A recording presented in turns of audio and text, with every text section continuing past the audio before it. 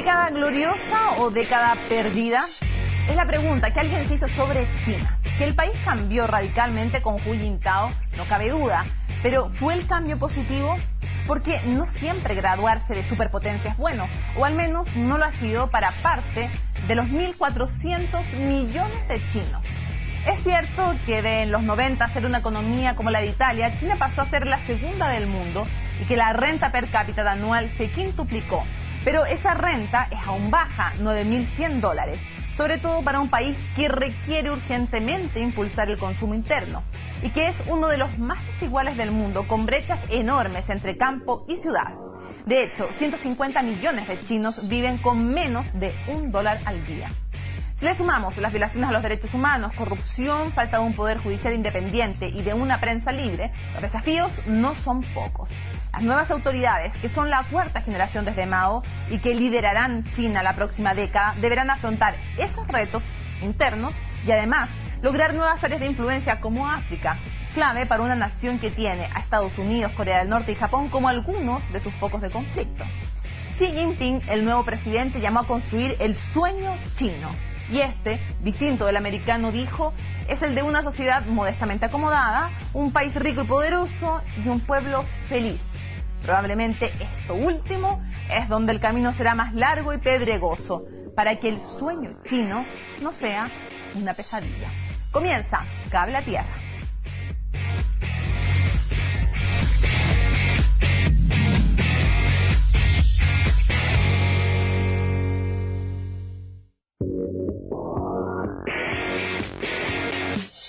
Hola, ¿cómo están? Bienvenidos a un nuevo capítulo de Cable a Tierra. Hoy vamos a hablar de China, qué es lo que le espera a este tremendo gigante.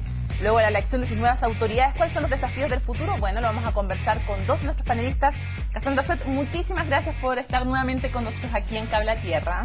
Mucho gusto. Bienvenida, profesora del Instituto de Ciencias Políticas de la Universidad Católica y además doctora en Ciencias Políticas de la Universidad de Cambridge, entre otros muchos títulos que tiene a su haber y publicaciones. Y también nos acompaña Manfred Wilhelmi. Manfred, muchísimas gracias por estar con nosotros. Por la invitación, Él también es doctor en Ciencias Políticas de la Universidad de Princeton y también profesor del Instituto de Estudios Internacionales de la Universidad de Chile. Les voy a cambiar un poco la pauta antes de comenzar y ver una nota que tenemos preparado sobre el nuevo presidente de China. Un balance breve. Yo lo comentaba en la introducción. ¿Década perdida o una década gloriosa, la de Hu Jintao? ¿Cómo podrían ustedes decir este país con tantas desigualdades, corrupción, pero que crece enormemente? ¿Cómo definir China hoy, brevemente? Mira, obviamente es un país de una complejidad enorme, ¿no es cierto? Pero lo que vemos, una década de un crecimiento en promedio de 10.3% en promedio. O sea, una industrialización a unas dimensiones que son difíciles de imaginar acá en Chile. Pero igual como acá en Chile nosotros estamos con aquella tensión, estamos creciendo, estamos desarrollando, pero ¿qué tipo de desarrollo queremos? Y eso hoy en día es lo que China está enfrentando. O sea, el año pasado vimos la crisis, por ejemplo, del aire que tuvieron en Beijing. Eso es uno de los clásicos. Tiene 7 de las 10 ciudades más contaminadas del mundo. Creció enormemente, pero hoy en día, cuando el EPA de Estados Unidos tiene una medición para decir que arriba de unos 25 puntos, una medición de aire, arriba de 25, es un peligro para la vida. Bueno, Beijing quedó en 291.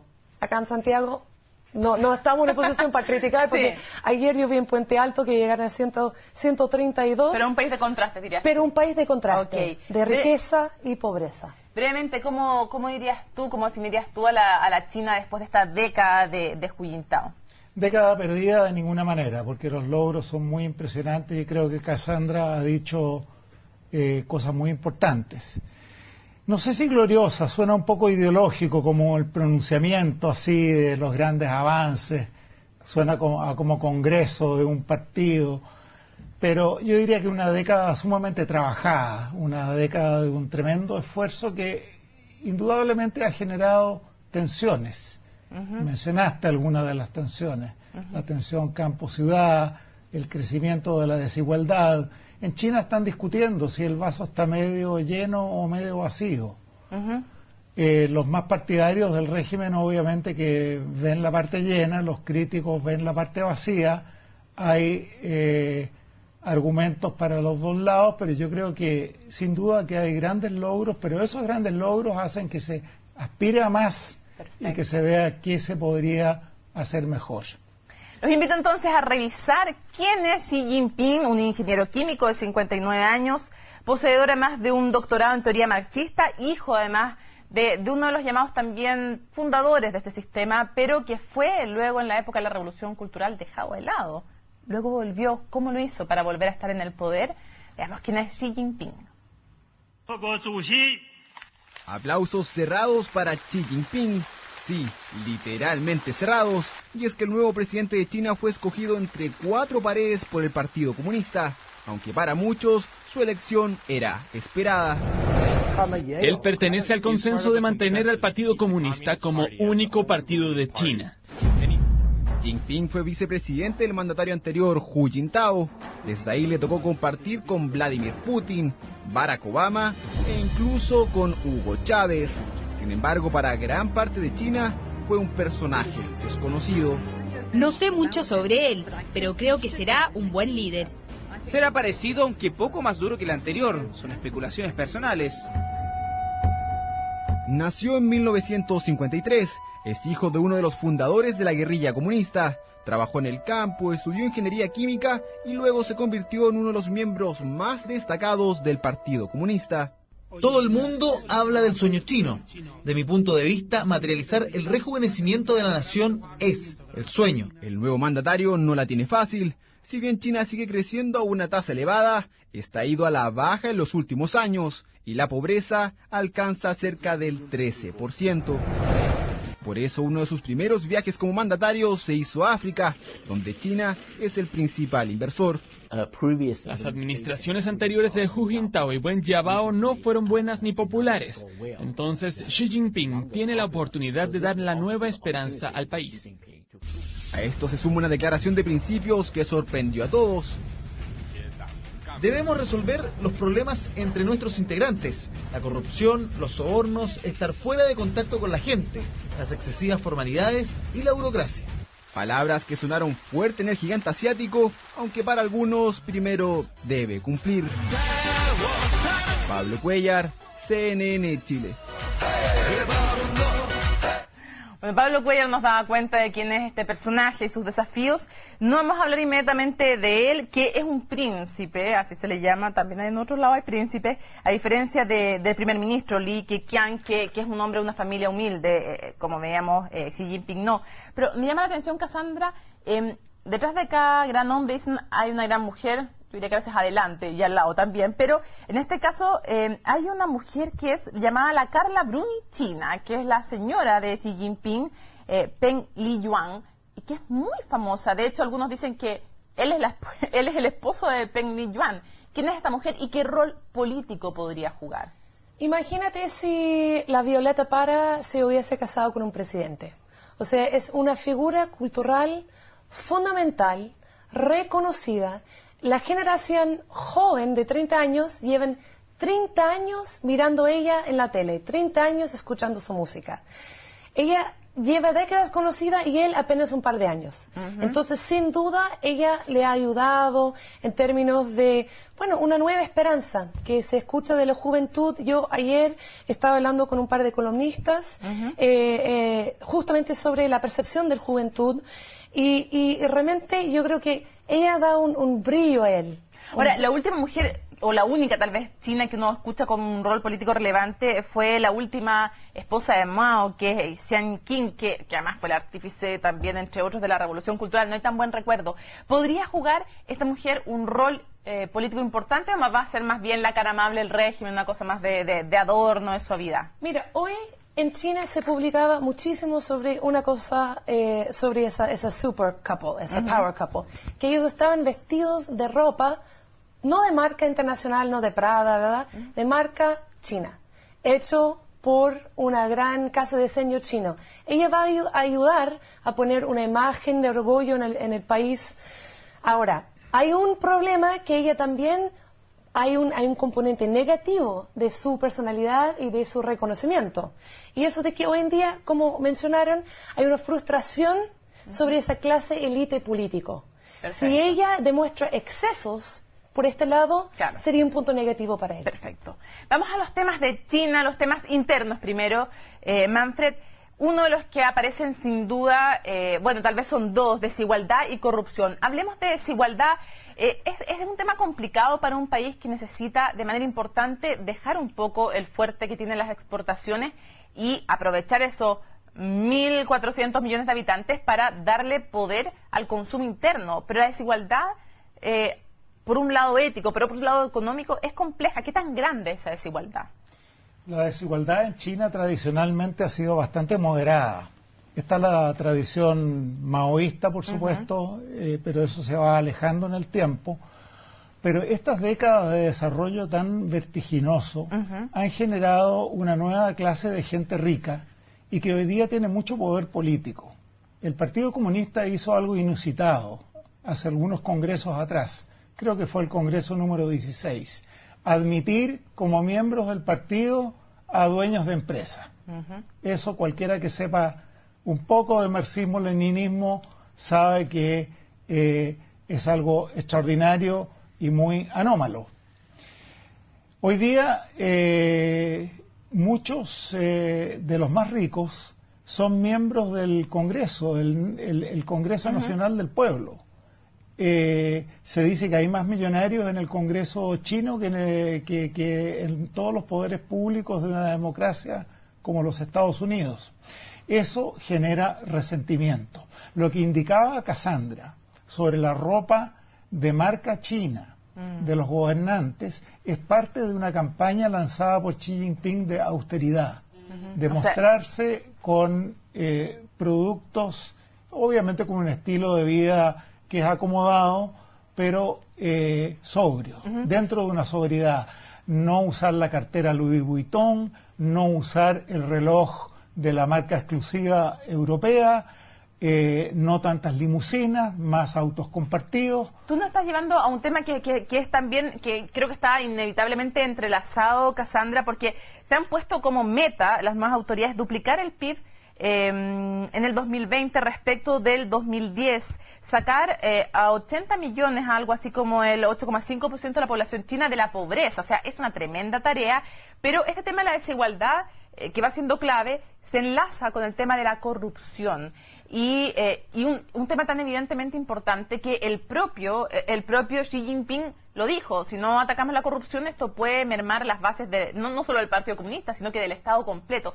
¿Qué tan fuerte es la corrupción? Porque ya sabemos que la desigualdad, índice Gini impresionante, un 0,74 en el 2002, o sea, es uno de los países más desiguales del mundo. Pero ¿qué tan fuerte es el tema de la corrupción en China? Bueno, no solo el presidente, pero el primer ministro también ha sido el tema del día. O sea, ha sido el tema en que han dicho que van a enfocar para tratar de eliminar la corrupción. Ahora, esa semana pasada hubo una controversia porque Bloomberg sacó un reportaje muy detallado sobre la familia del presidente y calcularon que habían acumulado más de 350 millones de dólares en la familia extendida. Ahora, no sabemos si eso es por corrupción directa o por lo que se llama de guanxi, que sería no tan vulgar como acá en Chile el concepto de pituto. Pero es más o menos lazos, relaciones. Y simplemente por hacer parte de la familia de un político famoso, esto significa ciertos privilegios. Eso es la realidad de hoy en día en China. Perfecto. Y esto se lleva a ver una gran corrupción en las ciudades grandes y eso es lo que van a estar tratando de enfrentar para poder conseguir que tienen una cierta legitimidad al frente del pueblo. Que los invito a hacer una pausa y al regreso vamos a hablar y le vamos a preguntar a Manfred de cuál es el momento económico que está viviendo China, cuáles son los desafíos y también qué pasa en la política exterior. Pausa y regresamos a Cable Tierra.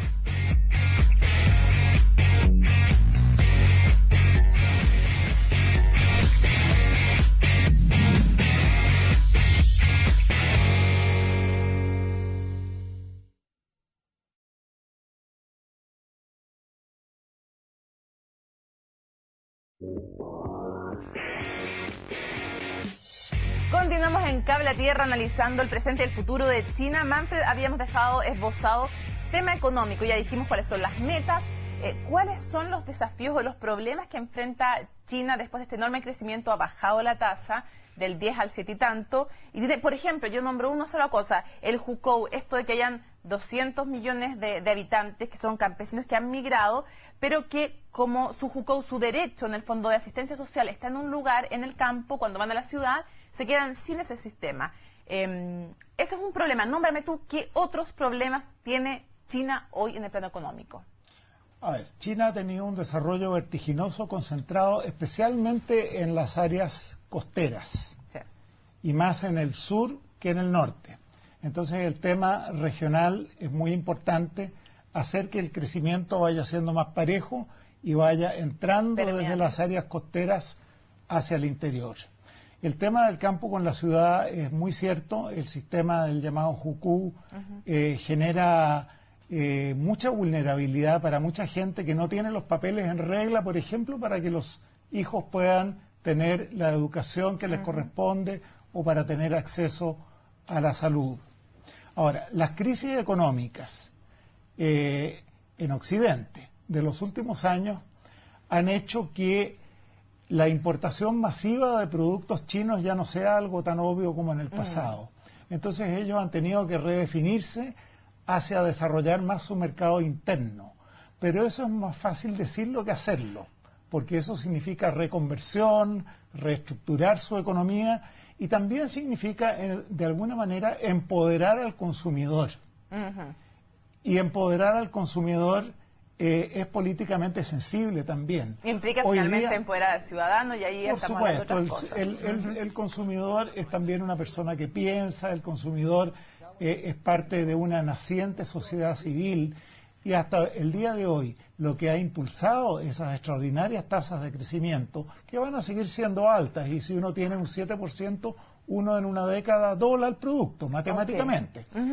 Pero lo que hoy día necesitan son productos y servicios más cercanos a la gente. Perfecto. Ejemplo, en materia de transporte, tiene una impresionante red de trenes bala en el país, fantástico, pero la gente necesita trenes no necesariamente bala, pero que sirvan para que millones y millones de chinos tengan transporte rápido, seguro y económico. Perfecto. Cassandra, me acuerdo haber estado en China para los 60 años de la revolución y una de las cosas que también mencionaban, voy a agregar otra más, el tema de la mano de obra, estamos hablando de 1.400 millones de habitantes, una fuerza laboral de 937 millones, no debiera haber escasez de mano de obra, pero finalmente la hay porque en esta migración de campo a ciudad muchos prefieren decir me quedo en el campo si es que no voy a tener acceso al sistema de salud y educación que me corresponde, también porque van enriqueciéndose, entonces es más cara esta mano de obra que sustentaba también el modelo mano de obra barata. Pero ahí entra otro tema que ya esbozaba Manfred, que es la democracia. ¿Es la democracia una posibilidad para China en el corto, mediano, largo o nunca plazo, digamos? ¿Es una posibilidad? Yo creo que de cierto modo nosotros vemos estos años como los años más llena de potencialidad para cambiar de los últimos años. ¿Y por qué eso? Hoy en día el PIB promedio de China son $9.100. Esto ha llevado de que China tiene una tremenda media clase. Esa media clase está haciendo demandas de que antes nunca habían tenido. Esa clase media. Ahora, una de las cosas que es muy interesante cuando uno mira el sistema político chino es que hay un cierto nivel de un sistema electoral. Desde los años 80 hay elecciones al nivel de los pueblos. Ahora, pero con partido único, la prensa. Con partido único, obviamente. Pero de este nivel, ellos electen representantes que electen los representantes de los 22 provincias, que electen los representantes. Así, hay una cadena de elecciones que ocurre. Y esto, algunos analistas han apuntado a este sistema, de que no es totalmente autocrático en el sistema, de que no hay ningún canal. Al nivel del pueblo, si uno vaya, yo fui a China y uno puede ver que hay banderas que dicen, toma orgullo en las elecciones de tu unidad de trabajo. hay un sistema de votación ahora. No es el clásico definición de democracia que es rodal, que nosotros como cientistas políticos hablamos de una competición libre, de los votantes, de un sistema de burocracia, etcétera. Hay una censura del Internet, hay violación de los derechos humanos, puede ser nombrado por el partido. El nuevo presidente, ¿cómo va a tratar Tibet? Igual como Hu Jintao. ¿Cómo va a tratar el Internet? A lo mejor de la misma manera, ¿no es cierto? Pero hay una tensión en que los chinos tienden a pensar que, uno, las cosas van mejorando, y que, dos, el nuevo presidente sí tiene una cierta simpatía con Estados Unidos. Mandó su única hija a estudiar en Harvard. Y esto, esa nueva generación ve una cierta posibilidad para reforma. Algunos hasta me han dicho que piensan que él podría decir que se acaban con la censura del Internet y que el único líder que podría hacer eso es el actual presidente. Perfecto, sería interesante. Sería interesante. Si tuviéramos que escoger, Manfred, una de las siguientes, o ponme tú otra si escoges otra, de las áreas o polos de conflicto en el ámbito exterior para China, ¿cuál es el más tenso? ¿Corea del Norte? ¿Japón, con esta disputa por las islas que le llaman Senkaku en Japón y Diaoyu en China? ¿Vietnam, Filipinas? ¿O tal vez Estados Unidos con esta pelea por la influencia en el Pacífico? ¿Cuál es el foco de conflicto exterior más complejo para China? Yo creo que en los últimos años ha sido entre China y los países del sudeste asiático por el mar del sur de la China. Explícanos por qué es tan importante. En el mar del sur de la China se juntan dos factores. Uno es que hay pretensiones territoriales marítimas y sobre las islas, islotes, arrecifes de toda esa zona superpuestas entre China, que reclama títulos históricos, y los países del sudeste asiático, Vietnam, Filipinas y otros más que dicen que esa área es suya. Y el segundo factor que opera ahí es que esa es un área de paso prácticamente obligado entre el noreste de China, la ruta hacia Corea, Japón, y también los puertos del norte de China, y los pasos que llevan al Índico, Medio Oriente, etcétera. Y si se agrega a eso que hay concesiones de gas natural y petróleo, entonces tenemos una mezcla sumamente complicada. Un clásico de conflicto geopolítico. Y China, como la gran potencia, dice negociemos uno por uno, y el sudeste asiático dice no, negociemos en conjunto. Para que pensemos más. Ahora, hablando de recursos naturales, África, muchos dicen que durante un buen tiempo estuvo rápidamente invirtiendo. De hecho, solo el año pasado, el entonces presidente Hu Jintao ofreció a África créditos por 20.000 millones de dólares. No es poco, ha financiado enormes construcciones de carreteras, todo para lentamente ir entrando en África y tener acceso a los recursos naturales. Y también a un mercado para vender sus productos. ¿Cómo es la relación entre África y China? Algunos dicen, mira, mientras Europa y Estados Unidos miraban a otro lado, China miró a África y, entre comillas, la neocolonizó. ¿Cómo es esa relación, Cassandra? Bueno, vemos que Xi fui de Moscú a Dar es Salaam. O sea, el segundo lugar donde fui es fui a Tanzania. Perdón, Tanzania. Toda la razón. Y después se fue a Sudáfrica a la reunión con las BRICS. Pero hizo un discurso en Tanzania que es bastante interesante. A ver. Porque se marcó de Hu Jintao. En vez de decir, está todo perfecto, la relación, tenemos un brotherhood acá, que fue como un antiguo discurso entre China y África, Xi dijo, aquí tenemos una relación, pero tenemos luces y sombras. Hay una tensión. Habló de África para los africanos. Habló de África para los africanos. Obviamente le ofreció varios regalos en términos de becas para venir, para estudiar, etcétera. Pero China sí es un importante partner de comercio. Hoy en día el comercio es en $200 billones. Un aumento de 20% solo el año anterior. Es fundamental. Pero en el Financial Times la semana pasada salió una muy interesante columna en que un economista de Tanzania dijo, esta relación es lo mismo con Estados Unidos. Estamos exportando minerales, etcétera, y estamos importando productos que tienen valor agregado. No hay ningún... Suena familiar, ¿no es cierto? Puede ser un discurso de CEPAL. Es el mismo paradigma que los países en vía de desarrollo no pueden escapar. China dice que no, la relación es diferente, pero hoy en día están aceptando de que hay un par de problemas y yo creo que justamente esa administración va a hacer todo lo posible para mejorar. Voy a tener que dejar en el tintero lamentablemente el tema de las BRICS, donde también tiene una nueva área de influencia China junto a India, Brasil, Rusia y Sudáfrica, que fue el segundo lugar, de hecho, Sudáfrica, donde fue en esta gira en el exterior Xi Jinping. Para hacerte la pregunta final, tenemos como 40 segundos para cada uno, muy difícil. Manfred, ¿quién va a ser la potencia, la superpotencia del siglo XXI? ¿China o Estados Unidos? En los 80 pensamos que Japón podía amenazar seriamente a Estados Unidos, no fue así. ¿Quién gana esta carrera? La respuesta es que los dos.